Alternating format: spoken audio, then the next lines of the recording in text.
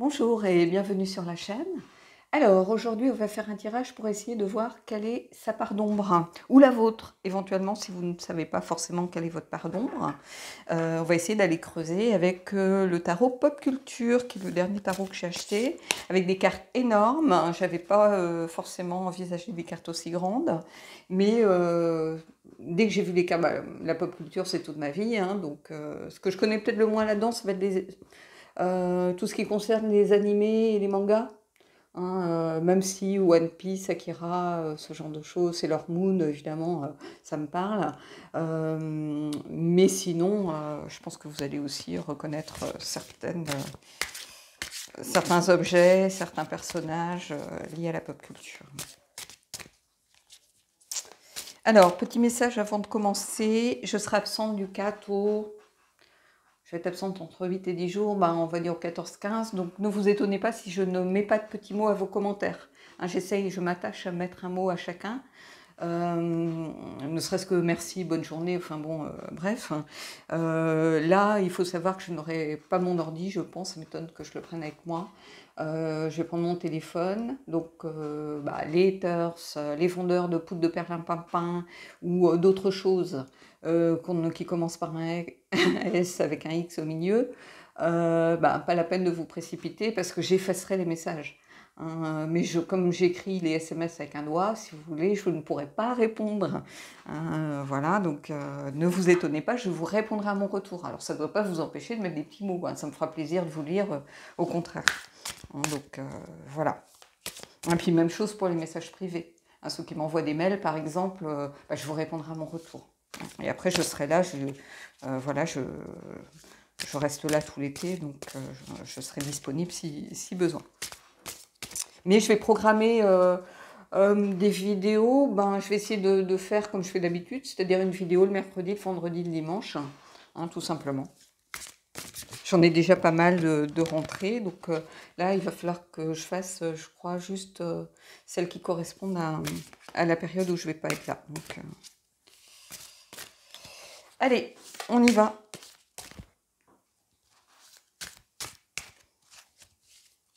J'y vais lentement parce que les cartes sont tellement grandes et en plus avec la chaleur.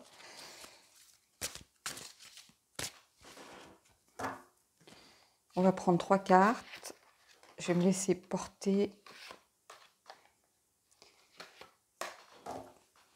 Et on va essayer de voir quelle est sa part d'ombre. Alors, on a Paul Atreides, donc Tempérance, c'est dans Dune. On a Ichabod Crane dans La légende de Sleepy Hollow, qui est le battleur, donc un gros tirage déjà avec les arcades majeures. Et on a Beetlejuice, le diable.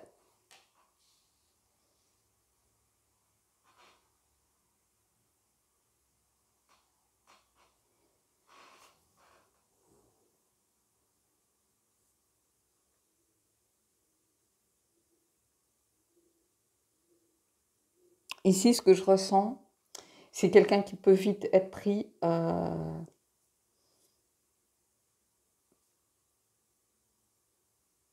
par, comment je pourrais dire ça, pas par forcément des addictions, mais qui peut avoir un tempérament qui s'emporte très facilement, qui va souvent dans les extrêmes.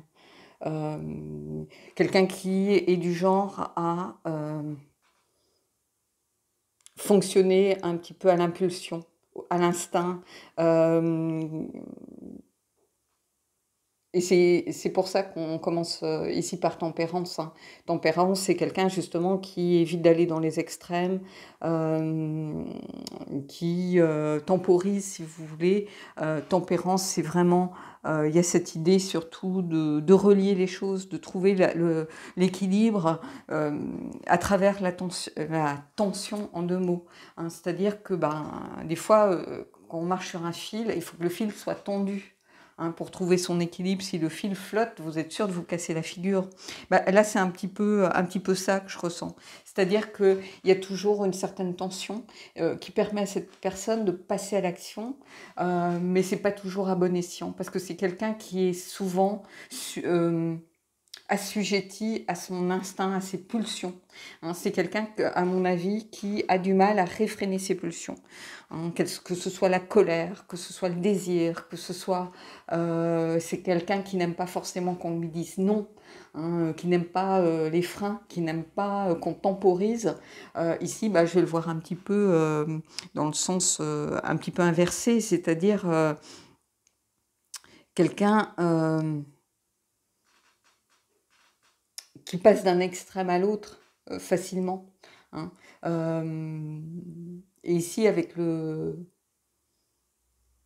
Ichabod Crane, qui est le battleur, hein, donc le magicien, on a quelqu'un qui peut être égoïste et puis quelqu'un qui peut aussi mettre tout ce qu'il peut pour arriver à ses fins, c'est-à-dire quelqu'un qui a un tempérament un petit peu menteur. Qui sait communiquer, qui sait qui n'aime pas qu'on le freine. Donc s'il doit louvoyer, s'il doit mentir pour arriver à ses fins, c'est quelqu'un qui oui, qui a du mal à réfréner ses pulsions, qui a du mal à faire taire son instinct ou voilà. Et c'est comme je vous dis, c'est quelqu'un qui se met facilement en colère, qui a du mal à ne pas écouter, qui n'aime pas forcément qu'on le freine dans ses désirs, qui n'aime pas qu'on lui dise non, quelqu'un qui peut... alors évidemment, il y a ce que la personne ressent au fond d'elle-même, et il y a évidemment le masque qu'elle montre en société, parce que évidemment, réfréner ses désirs, si son désir c'est d'avoir telle ou telle personne, elle va pas lui sauter dessus comme ça, mais ça peut impacter son attitude envers la personne. C'est-à-dire quelqu'un... qui éprouve du désir, qui n'est pas forcément réciproque, peut avoir tendance à devenir agressif. Vous voyez, il y a quelque chose lié ici à un tempérament menteur, manipulateur, justement pour pouvoir assouvir ses désirs ou ses envies ou et quelqu'un qui peut aller très vite dans les extrêmes, c'est-à-dire quelqu'un qui peut avoir un comportement très addictif à certaines choses. Alors, ou qui va justement, si cette part de lui n'est pas assouvie, qui peut tomber dans des addictions qui vont venir un peu compenser la frustration, si vous voulez. C'est quelqu'un qui n'aime pas être dans la frustration, quelle qu'elle soit. Donc, évidemment que c'est quelqu'un qui va pouvoir le masquer en société, hein, mais c'est quelqu'un qui peut s'emporter par exemple très facilement. Hein, de façon un petit peu... Parce que c'est une sorte de soupape de sécurité, la colère. C'est-à-dire que c'est toutes les frustrations emmagasinées peut-être pour autre chose, pour du désir envers quelqu'un, pour l'envie d'un poste au boulot, et toutes les frustrations vont s'accumuler et vont ressortir par le biais peut-être d'un comportement très colérique qui explose un peu d'un coup d'un seul et qui va trouver peut-être, qui va prendre n'importe quoi comme prétexte. Vous voyez, il y a quelqu'un un peu comme ça, ici.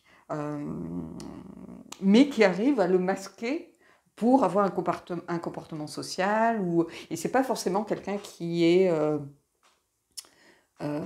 comment je pourrais vous dire qui n'éprouve pas d'amour ou autre, mais c'est quelqu'un qui a du mal à faire face à la frustration.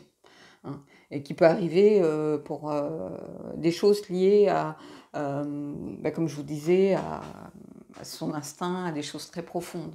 Hein. Et c'est ça que je ressens ici. On va aller prendre d'autres cartes, hein, mais... Alors, je vais prendre une carte. Et ici, on a le roi de denier, Gomez Adams, la famille Adams. Alors moi, j'aime la vieille version, hein, pas la nouvelle, vraiment la vieille version. Ici, le roi de denier, on a quelqu'un qui... roi de denier, c'est quelqu'un qui prend les choses en main, qui... encore une fois, là, je vous dis, justement, ici, ça va être quelqu'un qui n'aime pas... ne pas pouvoir prendre le lead ou de ne pas pouvoir maîtriser une situation. Donc c'est quelqu'un encore qui ça vient confirmer cette peur de la frustration.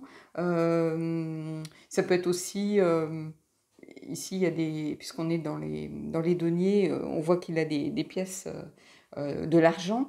Il peut y avoir une frustration par rapport à la réussite aussi, évidemment. Hein. Donc c'est quelqu'un qui... j'ai l'impression que je ressens quelqu'un qui a aussi peut-être une revanche à prendre sur la vie. Qui peut-être dans l'enfance a été privé beaucoup de choses. Hein. Peut-être privé d'amour, privé de parents ou d'amour parental, c'est-à-dire que peut-être des parents, et je ne fais pas une généralité hein, quand je dis ça, mais peut-être élevé par un seul parent ou peut-être un des parents qui est décédé quand la personne était très jeune et elle a pu vivre ça comme un abandon.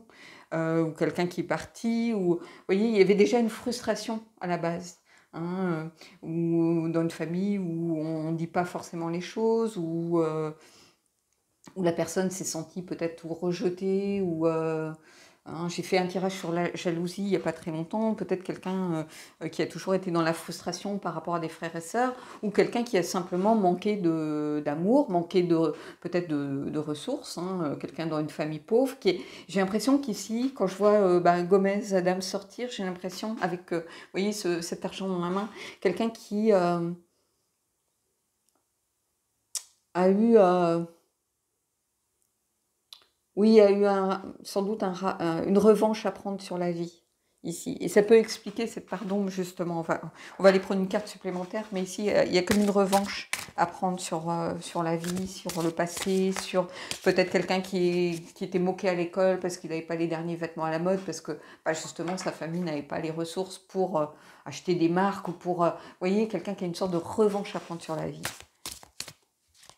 Et quelqu'un qui, justement, est dans la frustration à cause de ça, parce que ça ne veut pas dire qu'il pense, même si c'est quelqu'un qui occupe un poste, qui a un bon salaire et qui vit correctement, c'est jamais assez, en fait.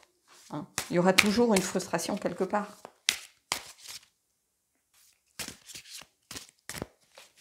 Alors, je mélange lentement, parce que vous voyez la taille des cartes. Ici, on a la justice, Daenerys Targaryen, donc Game of Thrones, hein, évidemment, c'est le Mother of Dragons, la mère des dragons. Daenerys, c'est mon personnage préféré, je crois, du Trône de Fer, hein, pour ceux qui ont lu les livres. Et ici, la justice a besoin de remettre l'église au milieu du village, hein, c'est-à-dire quelqu'un qui a besoin de reconnaissance, tout simplement. La justice, c'est le karma un petit peu, donc quelqu'un qui estime qu'il a besoin d'une certaine reconnaissance, vraisemblablement, de remettre de la justice au centre de sa vie. Oui, c'est le karma, c'est quelqu'un qui estime avoir été maltraité, et qui estime mériter justement voilà que tout se passe bien pour lui, que les choses, la roue tourne, que vous voyez, c'est quelqu'un encore qui n'aime pas être frustré dans l'assouvissement de ses désirs, de ses envies, de ses ambitions, de ses objectifs, qui n'aime pas se sentir peut-être ou bloqué ou voilà. Donc même si c'est quelqu'un qui ne le montre pas, c'est quelqu'un qui a des choses qui remontent loin de toute façon. Hein.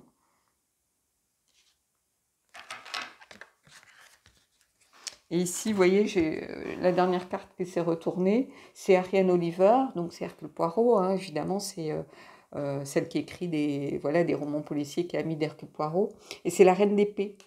Donc c'est quelqu'un qui a sa propre vérité, finalement. C'est quelqu'un d'exigeant avec lui-même, avec les autres, mais c'est aussi quelqu'un ici, et c'est en ça que je vous dis que là, c'est un tirage très intuitif, hein, parce qu'évidemment, la reine d'épée, vous le savez tous maintenant, depuis le temps que vous regardez les vidéos, c'est la reine du discernement, de la lucidité, de l'exigence, quelqu'un qui tranche dans le vif, qui dit les choses, même si ça doit faire mal autour. Mais là, en fait, c'est quelqu'un qui est dans sa propre vérité. Hein, et c'est en ça que là où je pars plutôt sur l'intuition des cartes, vous voyez, on a quelqu'un qui est tourné vers son passé, déjà, hein, qui regarde son passé, donc quand je vous disais qu'elle avait une revanche à prendre, et c'est quelqu'un qui a sa propre vérité finalement, a développé sa propre vérité. C'est-à-dire qu'elle estime qu'elle mérite telle ou telle chose, et c'est compliqué d'essayer de lui faire comprendre que bah non, ça se passe pas comme ça dans la vraie vie, parce que c'est quelqu'un qui a une revanche et qui a ce besoin de reconnaissance vraisemblablement sur la vie. Ouais, mais c'est pas forcément quelqu'un qui le montre. Alors, on va aller prendre justement des cartes oracles, on va voir un petit peu ce que ça nous dit. Bah, je vais prendre l'oracle des ombres et des lumières, hein, les êtres d'ombre et de lumière, le Shadows and Light, hein, pour aller creuser un petit peu cette part d'ombre justement.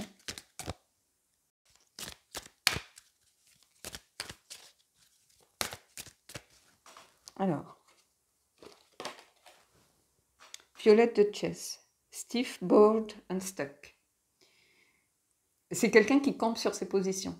Quelqu'un, vous voyez, qui n'est pas très content, encore ici. Hein. La duchesse Violette, elle est rigide, elle s'ennuie et elle est figée, elle est engluée. Bah oui, parce qu'elle est toujours liée à son passé quelque part. Hein. Et quelqu'un qui est perpétuellement dans la frustration, de toute façon, quoi qu'il fasse, il est prisonnier de ses désirs. On a le diable ici, n'oubliez pas. Il est prisonnier de ses désirs. Il est manipulé par ses propres désirs, par sa propre frustration. En fait, ici, c'est ça que je ressens. Quelqu'un qui est enfermé dans sa propre prison. Le diable, c'est les marionnettes, mais c'est quelqu'un qui est manipulé par qui est dans sa propre prison et qui est manipulé par ses désirs, par ses envies, par sa frustration. Au fond de lui, même si c'est quelqu'un qui arrive à le masquer en société, parce que c'est quelqu'un qui est parfaitement intégré au-delà de ça, hein, donc voilà, mais c'est quelqu'un qui est tourné vers le passé, encore une fois. Hein. Donc voilà. Allez, je vais aller prendre... Qu'est-ce que je vais prendre? Je vais prendre la maison de la nuit, l'oracle de la maison de la nuit.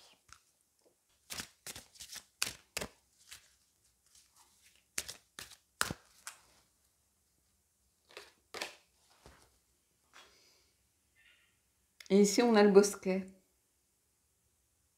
C'est quelqu'un qui aurait besoin de se réconcilier avec lui-même. Le bosquet, en fait, c'est l'endroit...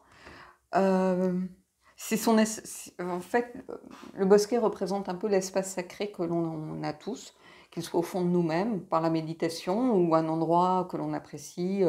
Je parle souvent d'un endroit peut-être près d'un arbre qu'on aime, ou au fond de son jardin, ou un endroit où on aime se poser, peut-être avec un banc où on peut s'asseoir, quand on a des problèmes, qu'on a besoin de se retrouver au calme, ça peut être aussi une balade au bord de la mer. Tout dépend de chacun, on a tous un espace sacré, un endroit qu'on apprécie. Et ici, cette personne, elle a besoin de renouer avec cet espace sacré pour prendre du recul sur les choses et peut-être pour essayer de comprendre qu'elle a besoin de se libérer de certaines choses, en fait, pour pouvoir avancer sans cette frustration perpétuelle.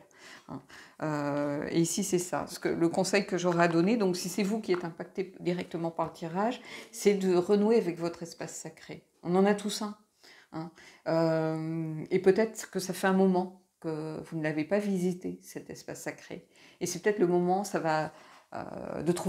allez y trouver un certain apaisement. Ou cette personne, ça serait bien si elle avait un espace sacré qu'elle puisse renouer avec pour trouver un certain apaisement. Allez, on va aller prendre une carte d'un autre oracle et puis on terminera peut-être là-dessus.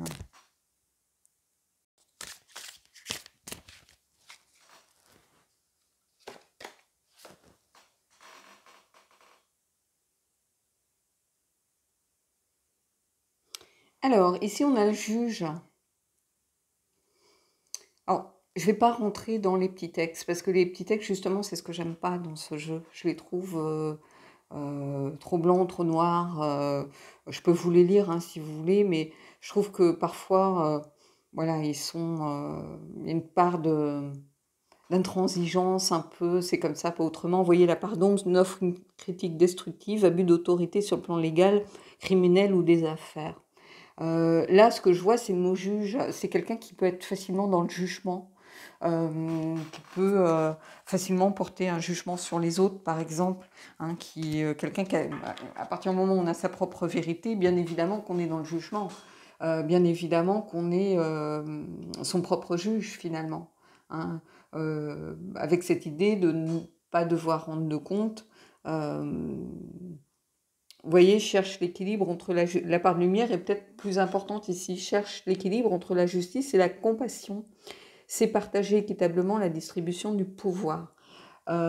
Ici, ce qui m'intéresse, moi, c'est cette notion de besoin de trouver un certain équilibre pour se montrer en société entre la justice et apprendre à être suffisamment dans la compassion pour accepter sa propre situation. C'est de la compassion peut-être envers soi, mais aussi avoir une certaine compassion envers les autres qui ne sont pas parfaits non plus. Hein. Parce que c'est quelqu'un qui pourrait très bien reporter sa frustration sur les autres, justement en les rendant responsables de sa situation. Hein. Et c'est en ça qu'il faut faire attention, mais c'est quelqu'un qui peut être très vite, oui, qui détient sa propre vérité, donc qui donne ses propres jugements finalement, puisque voilà, on a, vous voyez, la reine d'épée juste à côté, la reine d'épée, ici, elle est avec sa propre vérité, et là on a quelqu'un qui doit remettre de l'équilibre entre sa propre vérité et la réalité aussi. C'est ça que m'inspire un peu cette carte, justement. Dans sa part d'ombre, c'est quelqu'un qui a besoin oui, de retrouver un certain équilibre entre sa vérité et la réalité. Hein. Et ce sera ma phrase de conclusion. Donc voilà. Ben, ça, c'est un jeu, je vous disais que j'avais du mal avec ce jeu, mais en fait, c'est ça. Vous voyez, il y a des phrases très... je ne vais pas trouver le mot... c'est comme ça, pas autrement, si vous voulez. Alors que non, il y a beaucoup plus de zones de gris et de... faut réussir à interpréter, et puis c'est pas ça que je ressens en le voyant. Hein, je vois pas quelqu'un qui offre qu'une critique destructive. Non, moi, le mot juge, pour moi, c'est quelqu'un qui est dans sa propre logique, si vous voulez. Et il va porter des jugements en fonction de sa vérité à lui, et il doit remettre un peu plus de réalité là-dedans.